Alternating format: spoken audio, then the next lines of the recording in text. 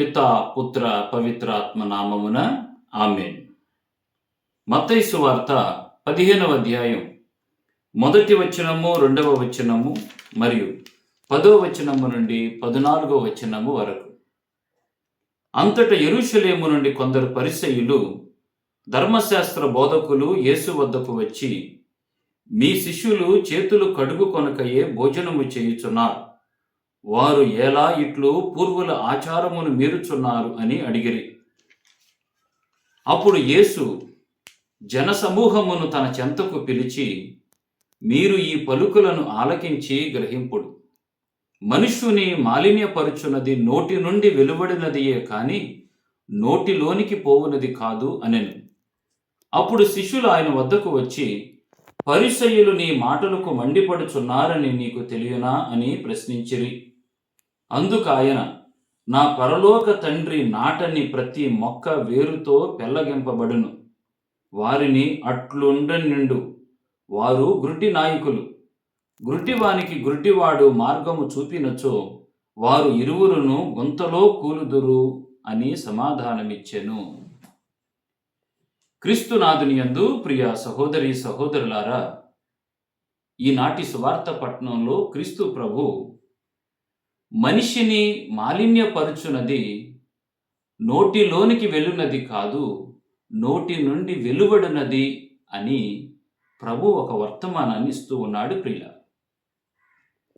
మాట అనేది సమస్తానికి మూలం.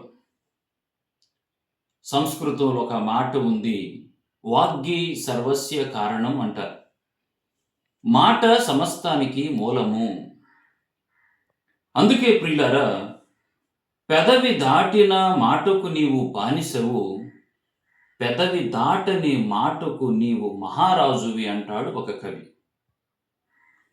వాక్కుకు ఉన్న పొదును వాడి అయిన కత్తికి కూడా లేదు, జారవలదు నోరు జాగ్రత్త, శబ్దమునకు గొప్ప శక్తి కలదు అంటాడు ఒక కవి. మనం మాట్లాడేటటువంటి మాటల వలన ఇతరులకు సంతోషం కలుగుతుందా, దుఃఖం కలుగుతుందా అని ఆలోచన చేయాలి. మాట్లాడినటువంటి మాట, వేసినటువంటి బాణం తిరిగి వెనకకు రాదు.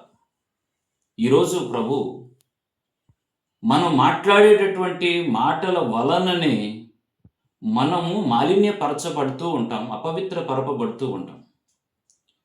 క్రీస్తు ప్రభు తన జీవితంలో తన దగ్గరకు వచ్చినటువంటి వారిని వారు మాట్లాడినటువంటి మాటల ద్వారా ఎలా ఆశీర్వదించాడు? కుష్ఠరోగి ప్రభు దగ్గరకు వచ్చాడు.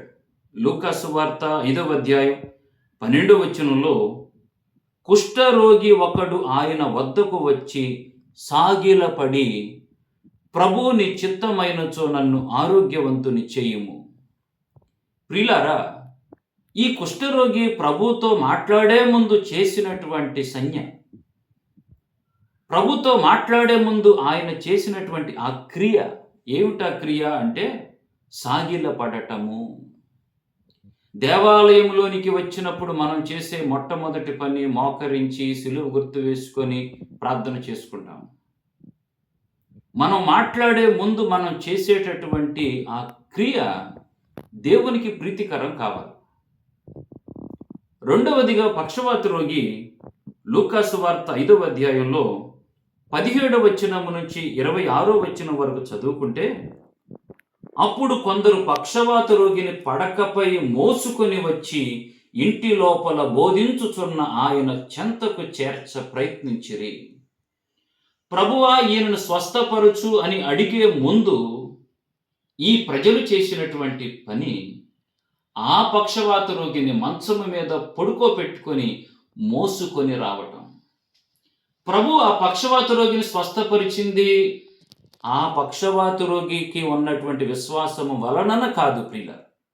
ఆ నలుగురు మోసుకొని వచ్చి ఇంటి పైభాగము నుంచి మంచమును కిందకు దించారే, వారి విశ్వాసాన్ని బట్టి ఆ బిడ్డ స్వస్థపరపబడ్డాడు ప్రియుల. వారు చేసినటువంటి క్రియ, మాటకు ముందు వాళ్ళు చేసినటువంటి ఆ క్రియ దేవుడు ఇష్టపడ్డాడు. మూడవది, ప్రభు సుంకరికి శిష్యస్థానం ఇచ్చాడు.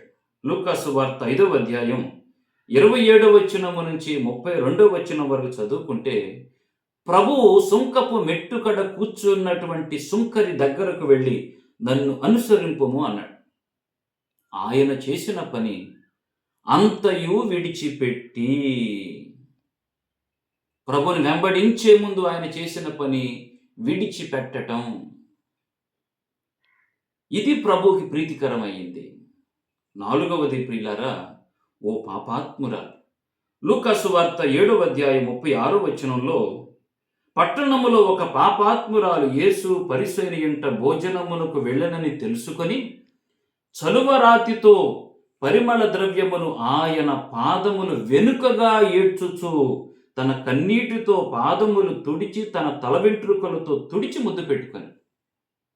ప్రియులారా, ప్రభు వెనుకగా వచ్చి తన కాళ్లను కడిగినటువంటి ఆ పాపాత్మురాలి పాపములనే క్షమించినటువంటి దేవుడు, వెనకగా వచ్చినటువంటి ఆమెనే క్షమించినటువంటి దేవుడు ముందుగా వచ్చి ప్రార్థిస్తున్నటువంటి నిన్ను క్షమించడా? క్షమిస్తాడు. ప్రియమైన బిడ్డలారా, కుష్ఠరోగి సాగిలపడ్డాడు, పక్షవాత రోగిని మోసుకొని వచ్చారు, సుంకరి అంత విడిచిపెట్టాడు, పాపాత్మురాలు ప్రభు వెనకగా వచ్చింది, ప్రభు ఆమె పాపములను క్షమించాడు. ప్రియమైన బిడ్డల, 5వది చివరిగా, పిశాచి పీడితుడు ఒకడు స్వస్థత పొందాడు.